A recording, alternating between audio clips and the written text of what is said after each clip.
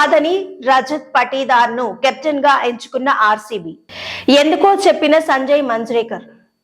జట్టులో కోహ్లీ ఉండగా యువ ఆటగాడు రజత్ పటీదార్ ను కెప్టెన్ గా ప్రకటించిన ఆర్సీబీ కోహ్లీపై ఒత్తిడి పెంచడం ఇష్టం లేకే యాజమాన్యం ఈ నిర్ణయం తీసుకుందన్న మంజ్రేకర్. మార్చి 22న కోల్కతాతో తొలి మ్యాచ్ లో తలపడనున్న కేకేఆర్ ఆర్సీబీ దిగ్గజాలు నేతృత్వం వహించిన రాయల్ ఛాలెంజర్స్ బెంగళూరు ఆర్సీబీ జట్టును ఈసారి యువ ఆటగాడు రజత్ పటీదార్ నడిపించబోతున్నాడు.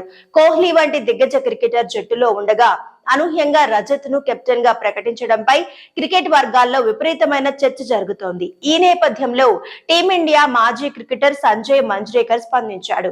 కోహ్లీపై ఒత్తిడి పెంచడం ఇష్టం లేకనే ఆర్సీబీ అతడికి పగ్గాలు అప్పగించలేదని పేర్కొన్నాడు.